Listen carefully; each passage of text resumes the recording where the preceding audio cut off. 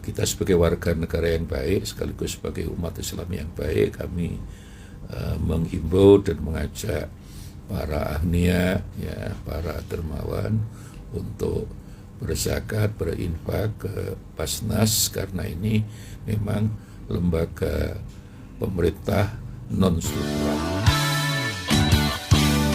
Yang selalu bikin cinta hanyalah satu. Yang selalu bikin cinta hanya Elvictor. Assalamualaikum warahmatullahi wabarakatuh. Alhamdulillahirabbil alamin wa bihi nasta'in wa ala umurid dunya waddin. Assalatu wassalamu ala asyrafil anbiya'i wal mursalin sayyidina wa maulana Muhammadin wa ala alihi wa sahbihi ajmain, amma ba'du. Dulur Elvictor, pada sore yang penuh kebahagiaan ini, saya Syifa akan menemani Anda selama 1 jam ke depan di dalam acara talk show Empat Mata bersama Basnas Jawa Timur. Dan pada kesempatan ini kita akan mengulas lebih aman berzakat di Basnas Jawa Timur bersama Profesor Dr. Kiai Haji Ali Mahsan Musa MSI, yang pastinya sangat penting untuk kita kaji karena ini merupakan sebuah langkah ya agar kita lebih dekat dan juga lebih baik lagi. Baik dulur Elvictor, beliau juga telah berada di studio dan juga siap untuk memberikan pencerahan. Mari kita sapa beliau. Assalamualaikum Yai. Assalamualaikum warahmatullahi wabarakatuh. Masya Allah, baik Pak. Bagaimana kabarnya Yai? Sehat walafiat. Alhamdulillah, sehat walafiat. Baik dulur Elvictor, Anda berkesempatan untuk bisa berinteraktif dengan kami di 081234939390, atau Anda bisa juga ikuti talk show pada sore hari ini melalui live streaming Instagram Radio Elvictor FM. Baik dulur muda, mari kita simak pencerahan pada sore hari ini dalam program talk show Empat Mata bersama Basnas Provinsi Jawa Timur. Baik Kiai, monggo disilahkan. Assalamualaikum warahmatullahi wabarakatuh. Waalaikumsalam warahmatullahi wabarakatuh. Saya Ali Mahsan Musa, Ketua Basnas Provinsi Jawa Timur, yang hari ini dengan ucapan Bismillahirrahmanirrahim untuk lebih aktif, lebih optimal menyapa dulur-dulur Elvictor dalam rangka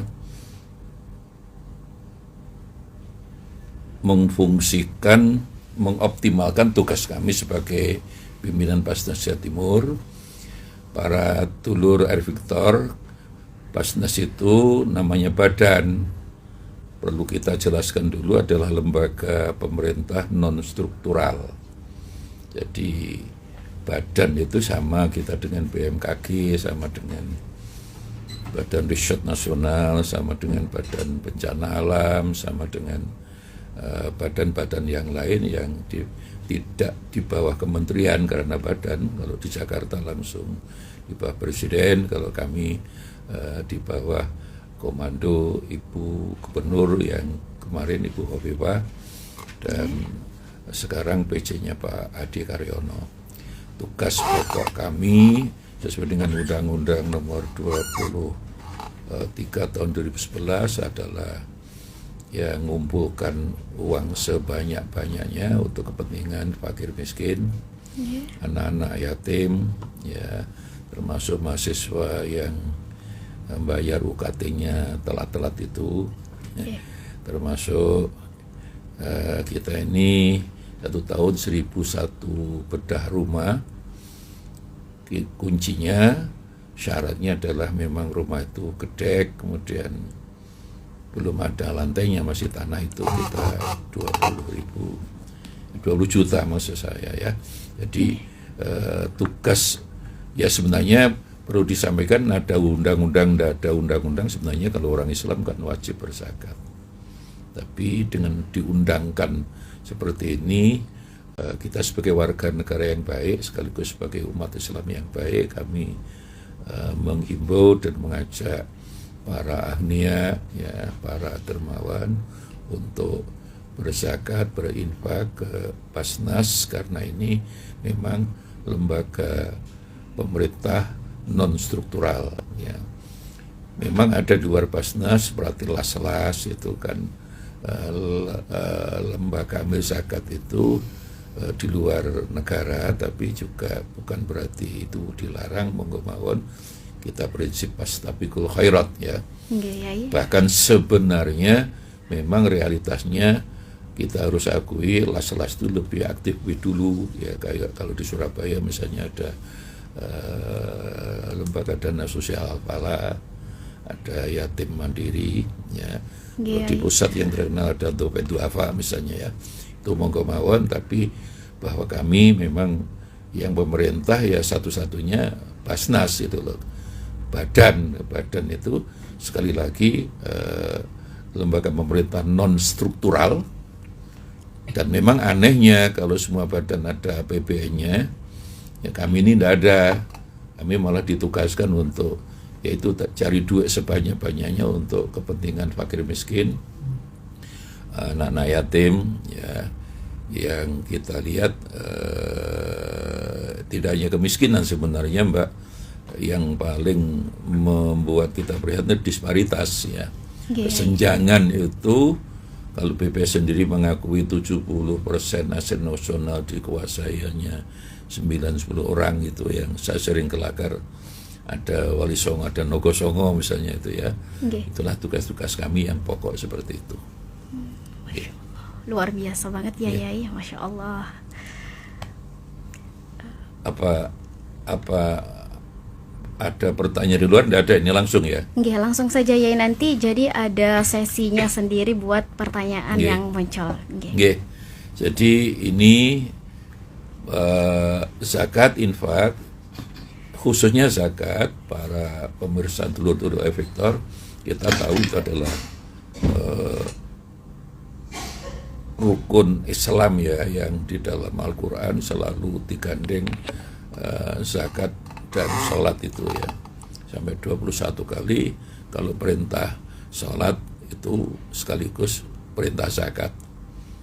Bahkan sebenarnya kalau kita kaitkan dengan misi Islam yang pokok, rahmatan lil alamin ya, rahmatan lil alamin itu sebenarnya kan kesalahan sosial, bukan kesalahan pribadi. Yang selama ini maaf banyak di antara tokoh Islam sendiri yang menurut saya perlu diajak diskusi bareng ya. Pada hadis Mbak, orang tiap hari puasa, bangun malam, tidak pernah tidur untuk sembahyang tahajud dan mengkhatamkan Quran. Tapi orang ini cukup soleh sosial pribadinya sendirinya. Dia tidak pernah punya empati, tidak pernah punya rasa welas asih terhadap lingkungannya yang fakir miskin, anak-anak yatim, mereka-mereka yang mustadafin ya. Sehingga dengan demikian suatu hari dilaporkan pada Rasulullah, ya Rasulullah, ini ada tetangga saya tiap hari poso Kanjeng Nabi ya, malam tidak pernah tidur untuk sembahyang tahajud dan menghataman Quran, tapi merasa cukup dengan hablum minallah itu.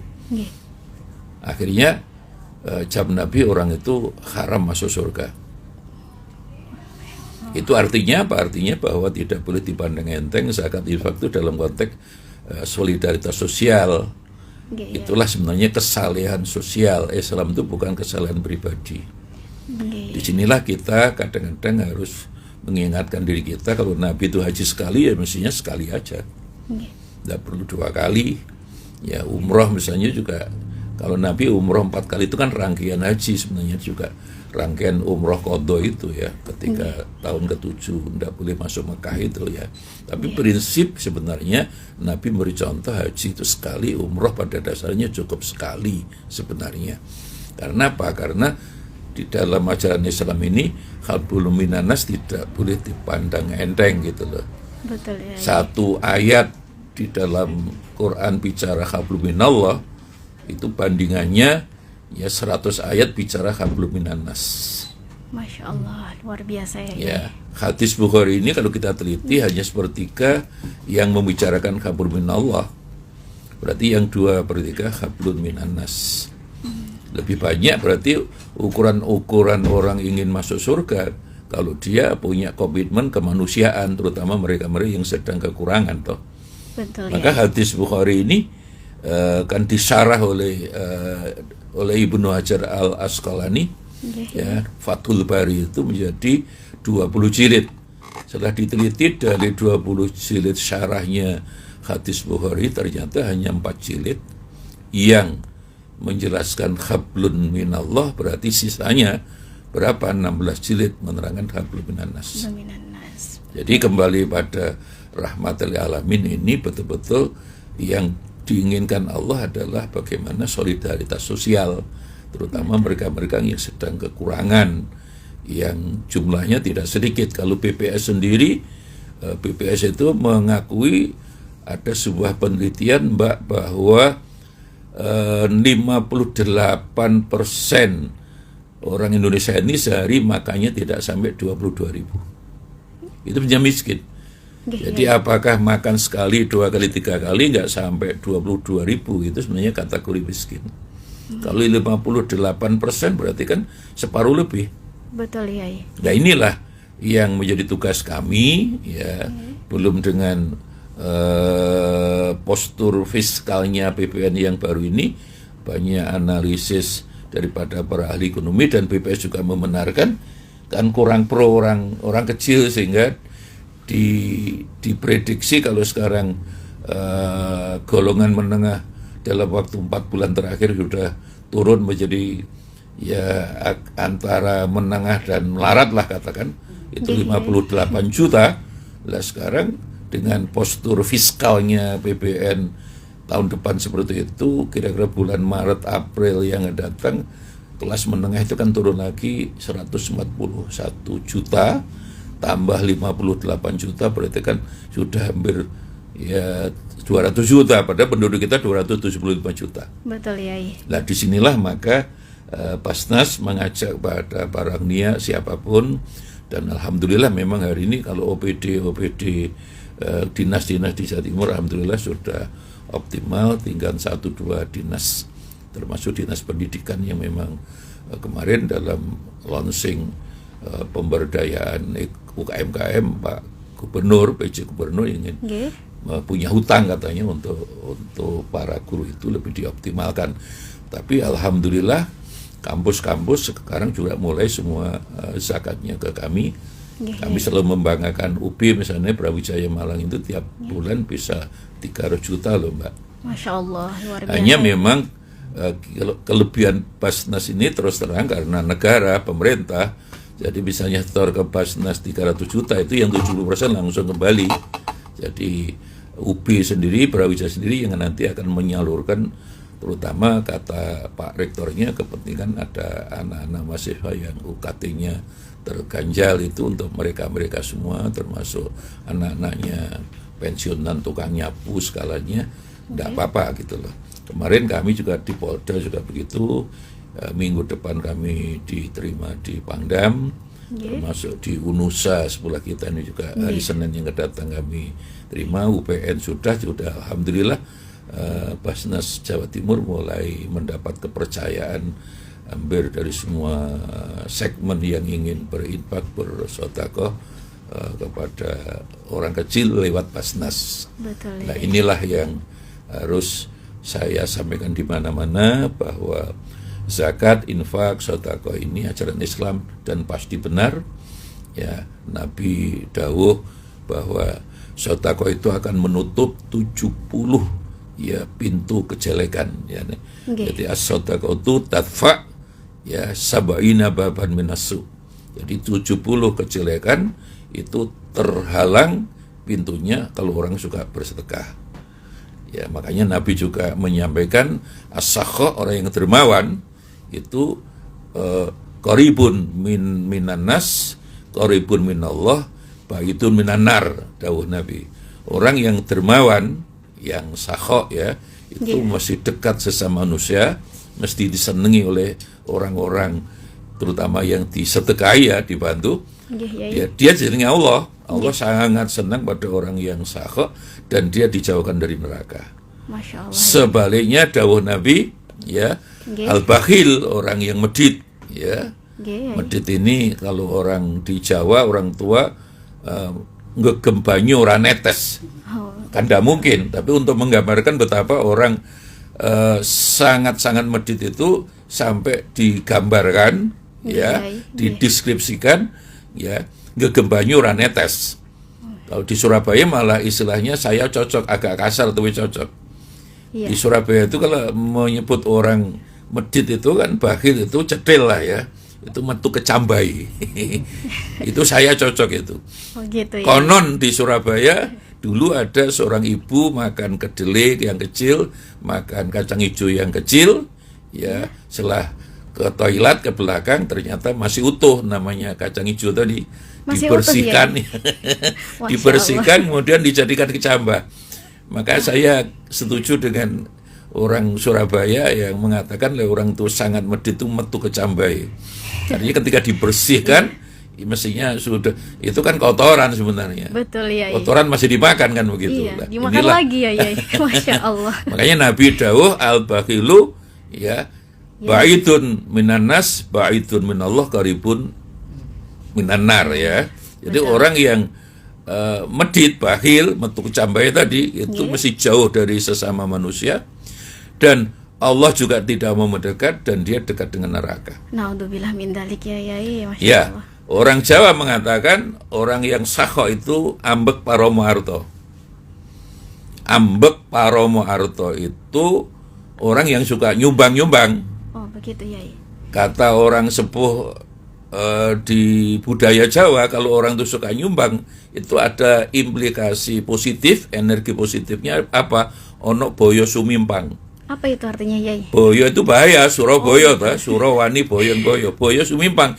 Jadi kalau ada bahaya dia bisa menghindari. Oh begitu. Sudah tahu gitu loh. Oh gitu. Jadi ngeles gitu ya, Yai? Ya iso Indo. Oh gitu ya. Ya bisa menghindari. Jadi itu orang di Jawa dulu memang dimohon, didorong untuk dermawan memang, ya, lobo, ya, loman gitu loh. Betul ya. Dan menurut sesepuh orang di Jawa ini, ambek paromarto itu implikasi positifnya adalah ono boyo sumimpang. Bahasa lainnya weruh sadurunge winara. Oh gitu ya. Apa yang akan terjadi dia tahu. Nggih. Nah, dan ternyata Mbak itu ada seorang guru besar di Amerika, guru besar psikologi, namanya Profesor Dr. Stephanie Pous. Ini neliti orang yang suka-suka nyumbang di Amerika sana. Penelitian ini kualitatif, artinya mesti observasi. Nggih. Akhirnya hasil penelitiannya dibukukan. Bukunya berjudul Why a Good Thing Happen to a Good People, ya. A good people itu orang yang suka nyumbang tadi. Nggih. Jadi orang yang nyumbang, menurut penelitian Profesor Seholo ini, implikasinya adalah muncul datang pada dia good thing, sesuatu yang baik. Dia menamakan glowworm effect. Glow itu bersinar, worm itu hangat, efek. Jadi hatinya bersinar, sama dengan orang Jawa mengatakan weruh saat durung winara. Betapa luar biasanya orang yang suka nyumbang itu punya implikasinya, punya indera yang ke-6, ke-7, sehingga bisa mengetahui apa yang akan terjadi. Karena apa? Karena hakikatnya zakat infak ini kan kebersihan hati. Betul ya. Dan ini harus dibersihkan. Ya salahnya manusia, ya lebih suka membersihkan badannya, tapi lupa membersihkan hatinya. Nah, cara membersihkan hati itu apa? Satu, memang dengan doa, ya. Nggih, ya. Ya, doanya apa? Ini hubungannya dengan surat Al-Anfal ayat 24. Itu wa'lamu anallaha yahulu bainal mar'i wa qalbihi. Bahwa Allah itu sering menutup hati orang. Memang hati itu tidak ada orang, tapi kalau ditutup oleh Allah, sama dengan kita punya mic ini, ya kemudian kita tutup, HP kita off. Tuhan zat yang sering merubah-rubah hati, mantapkanlah, kokohkanlah hati kula ya Allah, agar selalulah istiqomah menunaikan perintah-perintah panjenengan, menjauhi larangan-larangan panjenengan. Mau itu hasanah. Kalau mau itu hasanah kan gampang, ngomong gampang, Mbak. Nggih, ya. Sing angel ngelakoni. Betul ya. Itulah orang mengatakan with gedang nguwah pakel, ngomong gampang ngelakoni angel. Tetapi di Betul. dalam Quran kabura maktan indallah antakulu ma la taf'alun. Orang mengucapkan tidak mengamalkan itu paling dibenci oleh Allah. Sama dengan ayat atamurunana bil birri wa tansawna anfusakum. Kamu selalu ngajak orang berbuat baik, kamu melupakan dirimu sendiri. Membuktikan dirinya hidup sederhana dan lebih mementingkan orang lain.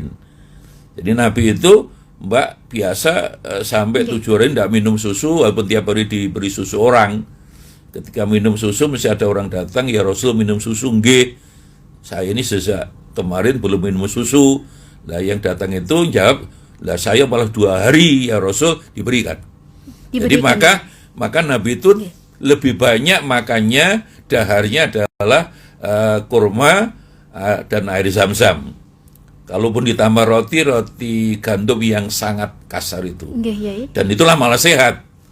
Malah bikin sehat ya. Lah karena Imam Ghazali sudah mengingatkan pada dasarnya orang itu sehat dan sakit, kata Imam Ghazali itu ditentukan hatinya yang bersih, bukan ditentukan fisiknya.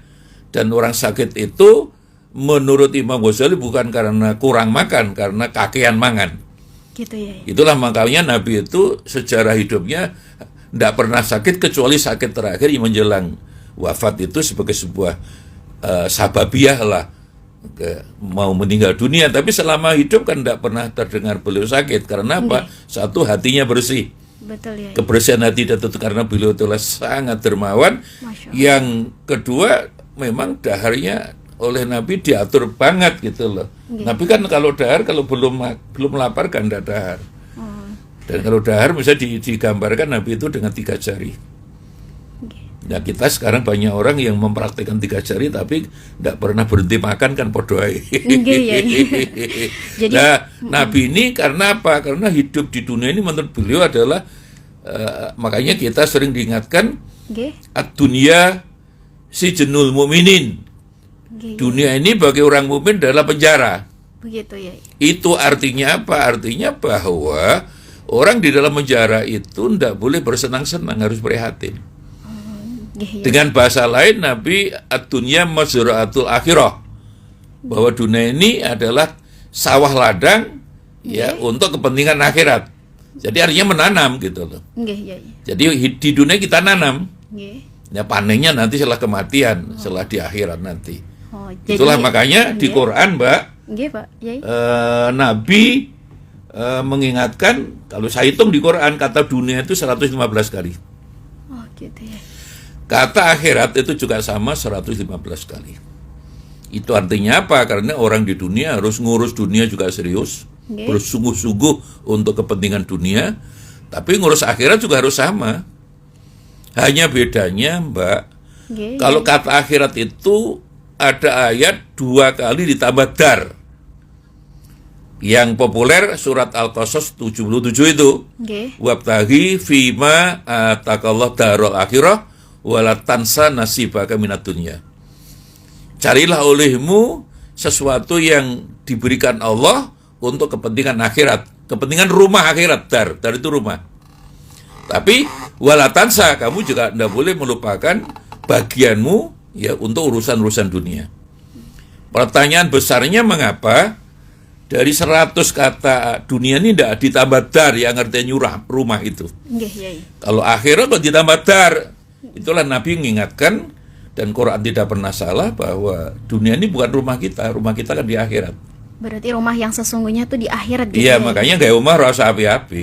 Gitu Kiai. Maka orang sampai rumah ngredit sampai 20 tahun itu menurut saya harus dipertimbangkan ulang. Ya, jadi lebih baik ya rumah itu yang penting tidak bocor menurut saya, tidak usah dibangun terus. Kalau ada kelebihan ya untuk kepentingan pendidikan anaknya lebih bagus. Betul. Dan untuk fakir miskin tadi. Sebab rumah kita di akhirat. Ya, bukan di dunia. Dunia ini kan mampir ngombe. Dan Nabi dengan tegas mendawuh, jangan pernah mencari kesenangan di dunia ini, carilah ketenangan gitu loh. Nah, ketenangan itu terletak pada ketika kita membantu orang lain dan zikrullah, ingat Allah gitu lah. Itu kan riwayat Umar. Nggih, Yai. Jadi Umar bin Khattab ini tokoh Quraisy nomor 1, Mbak. Jadi orang selama ini mengatakan Abu Jahal, Abu Lahab, tidak. Nggih. Itu ring kedua. Ring pertama tokoh Quraisy itu Umar bin Khattab. Jadi kalau Umar masuk Islam, itu 50% kekuatan Quraisy hilang. Makanya Nabi selalu mendoakan Umar. Nggih. Walaupun dia kafir, tiap hari ingin ngejar Nabi membunuhnya, malah didoakan. Nggih, Yai. Ya Allah, bukalah hati Umar agar bisa dapat hidayah menerima Islam. Dan itulah yang sering saya sampaikan di mana-mana, bahwa mendoakan orang non-muslim boleh. Oh, boleh, Yai. Dengan dasar, dengan syarat kita doanya agar mereka dapat hidayah. Oh, begitu. Sama dengan doa Nabi ketika di Taif itu toh. Nggih, Yai. Jadi ketika di Taif, Nabi ditawari agar hijrah ke Taif, dan Nabi harus cek sound dulu lah apakah betul orang Taif ini memberi kesempatan pindah. Nabi ke sana kan bersama Zaid, hanya berdua, ternyata betul ya bahwa orang Taif itu hanya untuk menghina Nabi. Nggih. Di Taif Nabi dihina, biasa dikatakan seperti orang Mekah, Muhammad orang gila, Muhammad pembohong, Muhammad dukun, Muhammad penyair, Muhammad sahir, ya, tukang sihir, dan Nabi tidak pernah marah. Tapi orang Taif lebih kejam daripada orang Mekah. Karena apa? Karena pulang dari Taif, Nabi dilempari batu sampai berdarah. Masya Allah. Dan ketika Allah juga marah, duka, ya, memerintahkan Jibril, Jibril kamu datangi Muhammad, kamu bantu. Dan saya juga sudah mengizinkan, kalau memang Muhammad mengizinkan, orang Taif dibinasakan. Dibinasakan, ya. Ternyata setelah Jibril ketemu Nabi Muhammad, ya jawabannya di luar biasa. Jibril tidak usah lah. Kalau sekarang orang tuanya belum dapat hidayah, aku berharap mudah-mudahan anak-anaknya nanti dapat hidayah. Amin. Dan alhamdulillah akhirnya waktu Fathu Makkah tahun ke-8 Hijriah kan semua masuk Islam juga. Nggih, Yai. Dan Nabi didoakan aja Jibril, Allahumma hdi qaumi fa innahum la ya'lamun. Ya Allah, itu kaum saya orang Taif, ya, berilah hidayah agar dapat hidayah, dapat masuk Islam, menerima kebenaran, kan begitu. Nggih, Yai. Dan ini juga menjadi dasar bahwa mendoakan orang non-muslim yang memusuhi itu boleh. Dengan syarat, dengan dasar bahwa doanya agar mereka mendapatkan hidayah. Lah kaitannya dengan zakat infak apa? Yaitulah bahwa Nabi ini hidupnya sangat-sangat sederhana, hidupnya hanya untuk menyenangkan orang-orang kecil. Makanya Nabi selalu mudauh, berilah saya gelar Abul Fuqara wal Masakin. Bahkan yang menarik, doa Nabi tidak pernah minta duit banyak, minta mati, wafat dalam keadaan melarat itu. Allahumma amitni miskinan.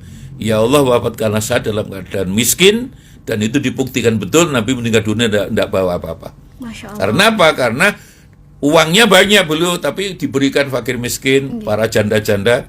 Maka Nabi juga mendawuh, as-sa'i alal armalati kal mujahid. Jadi orang yang bantu armalah itu janda melarat, Mbak, rondo garing. Nggih, Yai.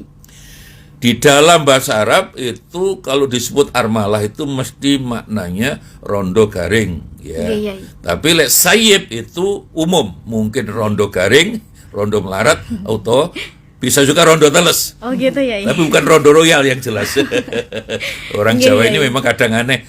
Kita Nggih. kadang bingung loh, Mbak. Wong tahu digoreng jenenge tahu goreng. Tahu goreng, nggih. Tempe digoreng ya jenenge tempe goreng. Tapi Nggih. kalau tape digoreng, Mbah Bagita mengatakan namanya rondo royal. Lah, jadi Nabi itu dawuh siapa yang bantu janda-janda marat, rondo garing itu jihad, surga gitu loh. Masya Allah. Nah, hadis itu kan menyatu dengan ana wa kafil yatim di sana. Aku akan ngerangkul orang yang membantu anak yatim, secara aku ajak masuk surga bareng-bareng. Itu makanya beliau diberi gelar Abul Fuqara wal Masakin. Dan doanya Allahumma amitni miskinan. Lah, sebenarnya inilah yang menjadi misi-misi pokok Nabi yang rahmatan lil alamin, bahwa komitmen Islam ini adalah komitmen justru kepada orang-orang kecil, fakir, miskin, atau 8 kelompok di Quran itu yang diberi zakat itu, anak yatim, mu'alaf, Nggih, Orang Yai. punya hutang, tapi hutang itu bukan untuk membuat rumah, karena sekarang banyak orang hutang karena nyicil Iya, 20 Yai. tahun. Betul, Yai. Ya, hutangnya itu membangun masjid, membangun pesantren misalnya Masya ya. Allah. Nggih. Hutang untuk mensyiarkan agama itu harus diberi oleh uang daripada zakat itu. Jadi betapa luar biasanya ajaran Islam yang intinya bukan kesalehan pribadi, adalah kesalehan sosial.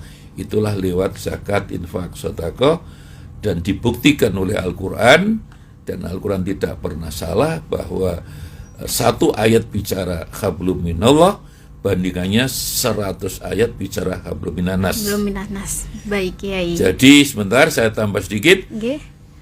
Bahkan dalam tanda petik hablum minallah bisa dikalahkan hablum minanas. Bisa gitu, Yai.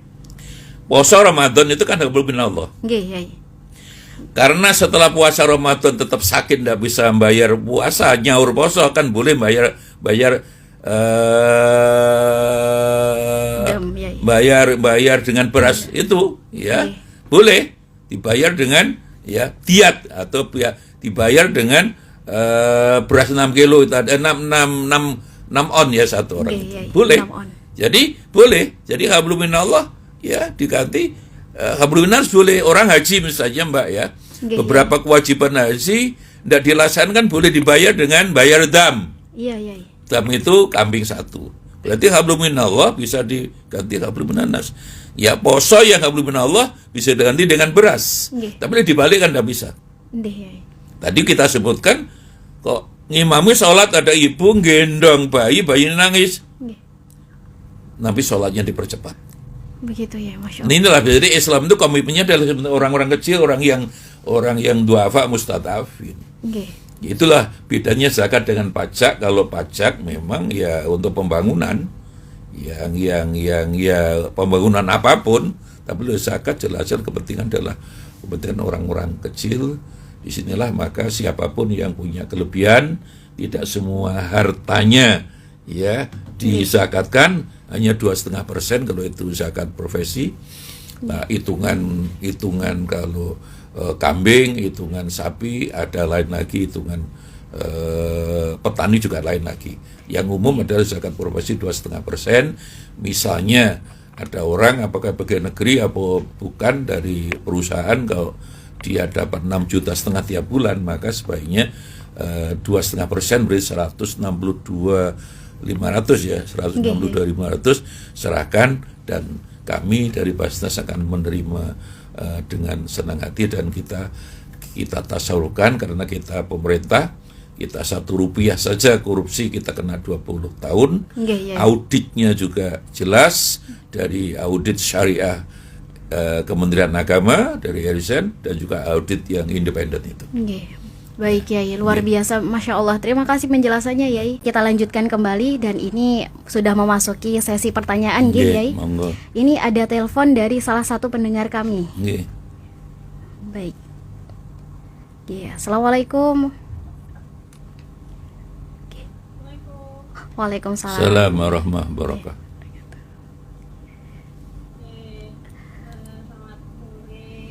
Iya, sore.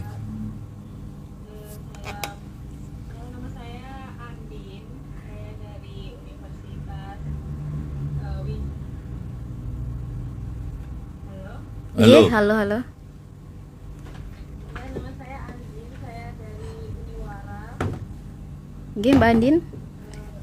Ya, saya mau tanya, misal kami sebagai mahasiswa tuh terlilit utang, apakah bisa mengajukan ke Basnas, dan bagaimana sistematisnya?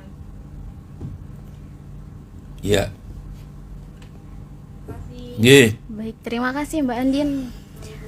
Jadi, Yai, bagaimana cara mengatasinya ketika mahasiswa terlilit hutang, dan bagaimana cara mengajukan ke Basnas, Yai? Dia dari mana, Mbak? Jadi Oke. Basnas ini ada hierarkinya. Oke. Biasanya Mbak ini dari Surabaya, ya berarti monggo ke Basnas Surabaya dulu. Oh, begitu ya, ya. Ya dari sana nanti kalau ndak tuntas ya baru ke provinsi. Jadi yang jelas memang kalau itu memang utang dan kita akan mesti tanya dulu utangnya utang untuk apa lah. Utang tinggi menghabiskan untuk beli baju kan tidak bisa Mbak. Kalau utangnya karena tidak bisa bayar UKT itu malah kita ada slot untuk membantunya misalnya. Bahkan Basnas Jawa Timur ini khusus Jawa Timur Mbak ya, dan masing-masing kabupaten juga punya program yang sama ya. Beasiswa ya ini. Beasiswa SKSS, satu keluarga satu sarjana. Jadi itu kita sampai 8 semester kita bayari per semester, tapi tidak nerima uang Mbak, langsung kita bayarkan ke kampusnya. Langsung ke kampusnya ya. Itu bisa kalau dia mulai semester 1 berarti ya 8 semester. Jadi memang syaratnya satu, ya, kalau SKSS itu bahwa di keluarga itu belum ada yang sarjana. Jadi untuk Mbak Andin tadi, monggo posisinya di mana? Kalau di Surabaya, monggo kami anjurkan ke Basnas Surabaya dulu, ya, dan insya Allah Pak Surabaya ini kan di bawah bimbingan wali kota karena kita pemerintah. Jadi Basnas Surabaya itu tanggung jawabnya kepada wali kota Surabaya, dan selama ini Mas Eri, Pak Wali Kota sangat luar biasa. Kalau ada orang sepatunya rusak aja lapor wali kota diganti, nggak bisa bayar, rumah sakit diganti, tasnya rusak diganti, apapun kepentingan itu diganti semua di Surabaya itu. Tapi kalau Mbak itu misalnya di Sidoarjo, ya kami hancurkan ke Sidoarjo dulu gitu loh. Baru kalau tidak tuntas di Sidoarjo baru ke provinsi gitu loh. Tapi khusus misalnya SMA dan yang sederajat Mbak Aliyah atau SMK, kita memang kalau betul-betul tidak punya, kita bisa bantu setahun sekali 1 juta. Masya Allah. Berarti ke wilayah setempatnya ya Inge? Iya, jadi kita kan pemerintah Mbak, bagiannya tupoksinya kan jelas itu. Jadi kalau di Surabaya, tolong ke Surabaya dulu gitu. Baik, ya. Lalu kalau di Surabaya nanti nggak tuntas, misalnya boleh ke Jawa Timur. Ya, biasanya kita sudah ada koordinasi dengan masing-masing daerah, misalnya kayak Surabaya, kalau nanti kira-kira ya nanti direkom oleh Surabaya ke provinsi, monggo kita akan terima, ya kita pelajari, nanti akan kita temui, dan kita akan ada monek juga Mbak, monitornya itulah. Utang tinggi opo gitu. Baik Kiai, kita menuju ke pertanyaan yang selanjutnya Kiai. Ini dari Ibu Ana di Surabaya. Assalamualaikum Yai, ngapunten mau tanya, siapa yang selama ini merasakan kinerja dari Basnas? Mohon jawabannya Yai. Bisa diklik, saya kira saya tidak bisa jelaskan satu persatu. Bisa diklik di Basnas, nanti semuanya ya webnya Basnas keluar semua. Yang jelas program kami Ibu misalnya ya, kami ini tiap bulan ada hampir 700 orang sebatang kara. Di Jawa Timur ini yang kita bantu hampir 700 orang sebatang kara itu mesti 600.000. Itu hampir 1 M tiap bulan. Itu sampai meninggal dunia akan kita bantu itu. Pokoknya sebatang kara. Yang kedua misalnya SKSS tadi. Kita tiap tahun hampir 200 SKSS, 1 keluarga 1 sarjana. Artinya di keluarga itu Bu belum ada yang sarjana, itu sampai 8 semester. Bedah rumah tadi misalnya, ya, rumah itu masih gedek, kemudian belum ada lantainya, masih tanah, itu kita bantu 20 juta. Ya. Kemudian kalau membangun masjid misalnya, kita aturan pemerintah ini sudah ada aturan jelas kalau kami ini semua. Jadi kalau bangun masjid kita tidak ada, tapi kalau jalan menuju masjid pavingnya itu kita kalau ada, kita dana masih ada, itu 5 juta. Ya, kambing misalnya di daerah kita bagi seluruh Jawa Timur, kambing itu per 10 orang bisa kita bantu 75 juta orang. Kita bagi seluruh Jawa Timur. Kemudian anak yatim yang paling banyak adalah yatim itu. Sudah ribuan anak yatim. Dan UMKM, biasanya Mbak, UMKM itu kita hampir tiap hari itu 500.000, ya hampir tiap hari ada orang, sudah ribuan orang. Tapi waktu Ibu Khofifah masih gubernur dulu, waktu di Lumajang, tahu sendiri, dibantu 500.000 orang pedagang kecil itu langsung ternyata untuk nyaur utang, Bank Detail itu. Ya, makanya kemarin kami bersama Bapak PJ Gubernur launching ya untuk bantuan penguatan modal untuk UMKM. Jadi seluruh Basnas se-Jawa Timur kerjasama dengan Bank Cadet, Bank BI dan bank yang lain, ya mereka terutama prioritaskan kayak di sini Mangga 2 gitu Mbak ya. Survei kami kayak Mangga 2 itu Mbak ya, orang jualan sayur jam 2 malam kan datang. Jadi buka lapak itu belum laku dia udah kena nyaur utang. Yang umumnya biasanya utang 1 juta, itu mbalene 1.300.000 kan telulasan minim, bahkan ada 15-an kan 50%. Ya, itulah yang kita bantu ya, tapi ojo utang yang nyun sewu yang memberatkan itu kita pantau Mbak ya. Yang sudah terjadi kemarin Banyuwangi misalnya yang paling bagus menurut saya paling senang diutangi 500 Bu, tapi ini utang. Terus tiap hari kerjasama dengan remaja masjid. Nyaur sampean iso nyaur kuate piro 10.000. Tapi setelah kira lunas Mbak dibaleni neh Mbak dia. Nanti tambah lagi misalnya sampai kadang 5 juta tapi syaratnya satu aja utang yang memberatkan seperti itu, dan itu teskis kita lah ya di Ngawi, di Tulungagung sama di Banyuwangi hasilnya luar biasa dan mereka senang. Bahkan di Banyuwangi kemarin yang dulu utangi wakes sekarang malah sudah bisa nyekolahkan anak sampai S2. Masya Allah, luar biasa. Di Ngawi juga begitu, yang pedagang penyetan itu loh Mbak, itu kena pokoknya apa ya, kasihan lah 1 juta itu balik nih 1.300.000 satu hari 130.000 Mbak ya 100 hari, tapi ketika 100 juta itu ternyata nerimanya juga tidak 1 juta, udah kadang 800 atau 900. Nah ini menjadi masif seluruh Jawa Timur dalam rangka UMKM. Karena apa? Di Jawa Timur itu kekuatan ekonomi justru di UMKM.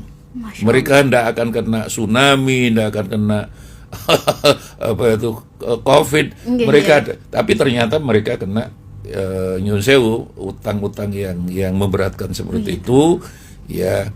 Itulah yang hari ini kemarin launching, dan itu menjadi program yang sangat besar dan Bapak Gubernur PJ sekarang Pak Adi Karyono sangat mendukung, dan karena kita sudah mencoba di berbagai kota kabupaten dan terutama yang kemarin testimoni adalah Ngawi, Tulungagung dan Banyuwangi. Jadi alhamdulillah mereka merasa tertolong. Jadi ndak kita beri, kalau kita beri selama ini duwe langsung entek Mbak, bahkan untuk nyauri begitu. Makanya iki utang loh Bu ya. Loh nyauri sak kuat sampean bendina nyauri 10.000, 20.000. Tapi ini nanti kita kembalikan lagi.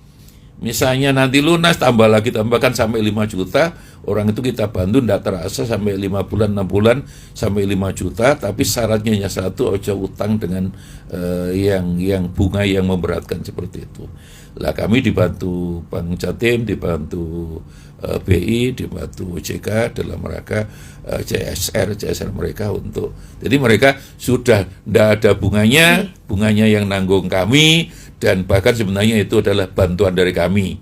Kalau dibilang utang, ya nanti ya biasanya ini sembrono Mbak. Maka kalau dibilang langsung kita berikan selama ini, entek gitu loh, 500 entek. Bahkan Ibu Khofifah waktu itu, gimana kita beri bantuan langsung nyaur utang ya jari ini gitu lah. Makanya sekarang kita dengan pola lain, bahwa kita tidak boleh sekedar karitas, tapi produktivitas. Artinya apa? Artinya kita mereka ada edukatifnya. Selama ini orang miskin pun karena ketidaktahuannya yang ngatur uang, karena kesembronoannya, misalnya karena mereka juga hedonisme ya. Kan banyak pedagang kita ini rodok payu dede itu ndak tiga gede ini pedagangnya ditukani sepeda motor, HP anak ini yang ndak bisa. Lah pendidikan sembrono ini juga kita berikan, dan bahkan kalau dari Basnas itu nomor 1 mesti diajak zikir kepada Allah. Jadi mereka kan dibuat kelompok-kelompok, Mbak. Nggih, Yai. 10 misalnya, ya tiap kelompok ini entah seminggu sekali itu didatang oleh Basnas, diberi diajak pengajian dzikir bareng-bareng, diingatkan, jadi hablum minallahnya jalan, lah hablum minannasnya pedagangnya juga jalan. Masya Allah.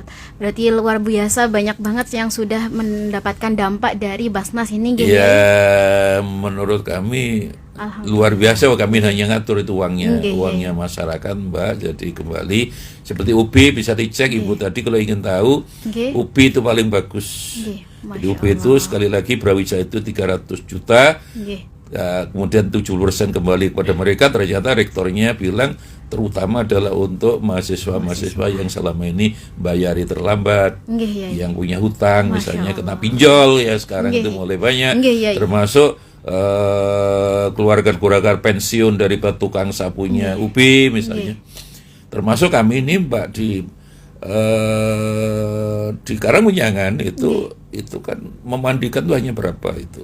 Itu kami tiap bulan kalau ada orang mati mandikan kami nambah 300. Menambahi gitu ya. Kami nambah. Masya Allah. Kemudian juga ambulan ya, yang sering adalah mana itu Karangmunyangan sama Menur. Oh, Menur. Berapa gitu kalau ngebel kami sak supire sak anune gratis gitu. Gratis ya.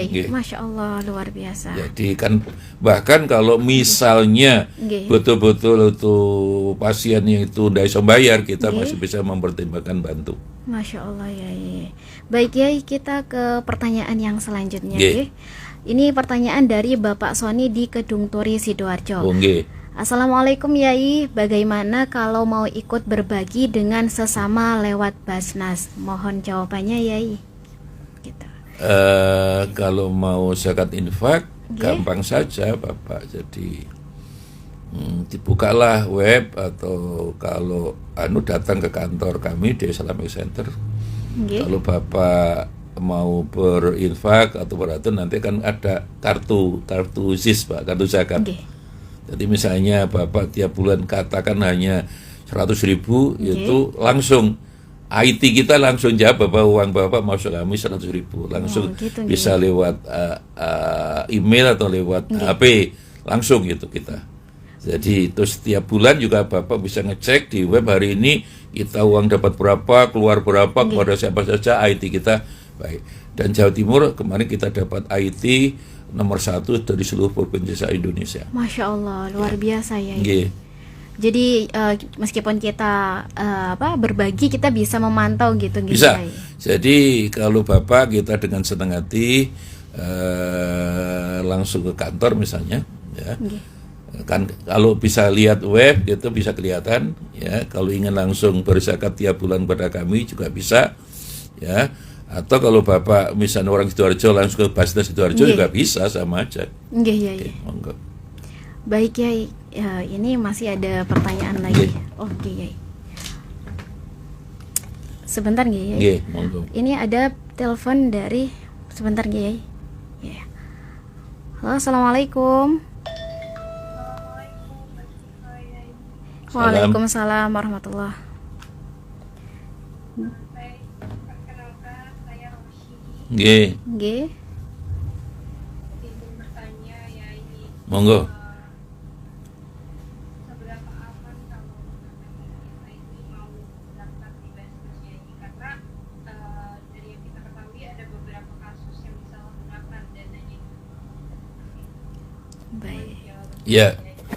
Jadi matur terima kasih Mbak. Jadi Basnas ini pemerintah Mbak. Jadi kami jelaskan, badan ambil zakat namanya badan ini pemerintah, berarti lembaga pemerintah non struktural. Kita ini sama dengan BMKG, sama dengan Badan Riset Nasional, Badan Atom Nasional, Badan Bencana Alam, Badan KB, ya, semua badan-badan itu adalah lembaga pemerintah non struktural, tidak di bawah kementerian. Kalau di pusat langsung kepada presiden, ya. Kalau kami kepada gubernur. Undang-undangnya nomor 23 tahun 2011, PP-nya nomor 14 tahun 2014, semua peraturan perundangannya jelas. Kami Rp1 itu kena 20 tahun. Lah itulah kita insya Allah lebih amanah. Saya yakin amanah, ya. Memang Di luar Basnas itu ada LAS, Mbak, lembaga zakat itu swasta. Nggih, iya. Jadi orang boleh ke Basnas itu pemerintah, tapi kami jamin kalau pemerintah skalanya, aturannya, skalanya tadi udah katakan Mbak tadi, jenengan misalnya ke Basnas ya tiap bulan katakan 100.000 itu, nanti pertama kali kan dapat seperti KTP itu kartu ya. Ya, kemudian ya nanti langsung ya di IT HP Mbak tadi langsung Mbak hari ini uang panjenengan masuk pada kami 1 juta, langsung ada laporan. Ya. Jadi transparan gitu nggih. Sangat transparan. IT kita namanya Simba itu sangat transparan. Dan kita memang di sini kami yang las-las itu memang Nyun Sewu, saya tidak usah nyebut, memang ada yang di luar itu banyak mengeluh, yang paling contoh ACT ya. ACT kemarin itu direkturnya aja bisa 200 juta. Kemudian Abdurrahman bin Auf misalnya yang di Lampung itu ngumpulin uang sampai miliaran, ternyata untuk membantu teroris itu. Masya Allah. Kalau kami motonya aja 3 Mbak, satu aman NKRI jelas, aman syar'i dari segi hukum agama, dan aman regulasinya aturan karena undang-undangnya jelas, PP presidennya jelas, peraturan pasar dan aturan-aturan semua dari Mendagri, dari keuangan semua jelas. Gitu. Karena Basnas ini setransparan itu nggih Yai, Masya Allah, luar biasa. Baik, Dulur El Victor, luar biasa perbincangan kita pada sore hari ini bersama Bapak Profesor Dr. Kiai Haji Ali Mahsan Musa MSI dengan tema Lebih Aman Berzakat di Basnas. Dan mudah-mudahan kita semuanya mendapatkan kemanfaat dan juga keberkahan nggih. Baik, Yai, sebelum kita tutup talk show kita pada sore hari ini, lebih baik lagi kita berdoa agar kita mendapatkan barokah yang mungkin bisa dipimpin oleh panjenengan nggih Yai. Iya, kami membiasakan menutup itu dengan membaca wal asri 3 kali Mbak. Baik Yai. Dasarnya apa? Dasarnya Nabi Nuh setiap mengakhiri majelis itu memanggil satu Ubay bin Ka'ab, kalau tidak Ubay bin Ka'ab yang sore baik adalah Abdullah bin Mas'ud untuk membaca ayat. Kemudian kalau di Indonesia Pak diajak wal asri karena itu Imam Syafi'i. Di Indonesia ini kan madhabnya Imam Syafi'i, bukan Imam Samudra kan begitu. Imam Syafi'i menganjurkan baca wal asri aja karena wal asri ini sangat penting. Bahkan Imam Asy-Syafi'i sampai dawuh misalnya ayat Quran itu hanya 3 ayat, wal asri ini cukup untuk pedoman manusia. Itulah mengapa semua pesantren kalau dulu itu mengakhiri apapun wajib baca wal asri bareng-bareng.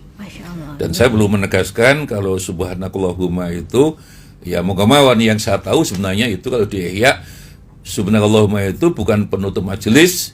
Menurut Imam Ghazali itu orang Nabi kalau duduk berdiri baca subhanakallahumma itu ya. Yang selama ini menurut saya kok menjadi penutup majelis, monggo mawon lah. Tapi kami ikut Nabi, setiap menutup majelis itu dibacakan Quran. Lah salah satu Quran adalah wal asri dan itu dawuhnya Imam Syafi'i. Ya monggo dibaca wal asri bareng-bareng 3 kali nggih. Bismillahirrahmanirrahim. Al asri innal insana lafi khusrin illal ladzina amanu wa amilus shalihat wa tawassaw bil haqq wa tawassaw bis sabr. Bismillahirrahmanirrahim. Wal asri innal insana lafi khusrin illal ladzina amanu wa amilus shalihat wa tawassaw bil haqq wa tawassaw bis sabr. Bismillahirrahmanirrahim. Wal asri innal insana lafi khusrin illal ladzina amanu wa amilus shalihat wa tawassaw bil haqq wa tawassaw bis sabr. Wassalamualaikum warahmatullahi wabarakatuh. Waalaikumsalam warahmatullahi wabarakatuh.